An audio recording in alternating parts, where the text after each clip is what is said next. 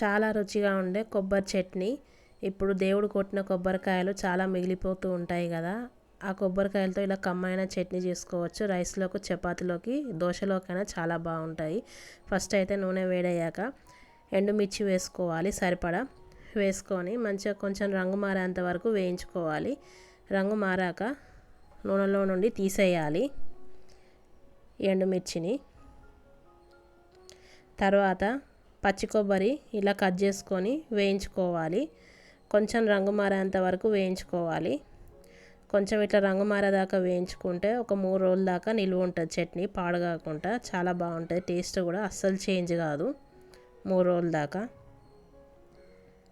ఇట్లా కొంచెం రంగు మారాక పచ్చి కొబ్బరిని తీసేయాలి నూనెలో నుండి.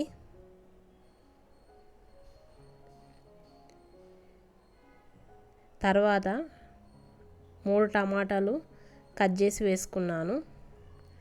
టమాటాలు మెత్తగా ఉడకాలి, కొంచెం సాఫ్ట్గా ఉడికితే చాలా బాగుంటుంది.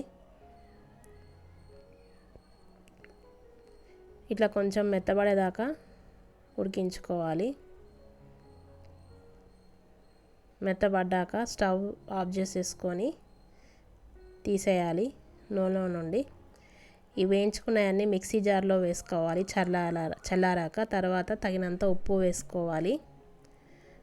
తర్వాత జీలకర్ర వేసుకోవాలి సరిపడా. వెల్లుల్లి వేసుకోవాలి.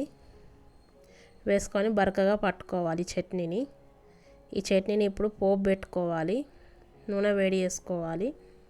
నూనె వేడయ్యాక ఆవాలు వేసుకోవాలి. ఆవాలు చిటపట్లాడాలి.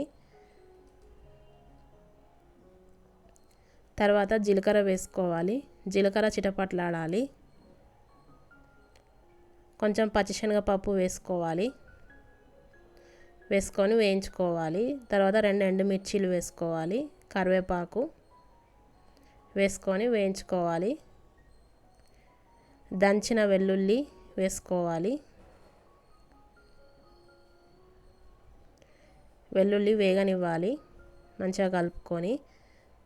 వెల్లుల్లి వేగాక ఇందాక పట్టిన కొబ్బరి చట్నీని ఇందులో పోపులో వేసుకోవాలి. పోపులో వేసుకొని కలుపుకోవాలి పోపు అంతా పట్టేట్టుగా.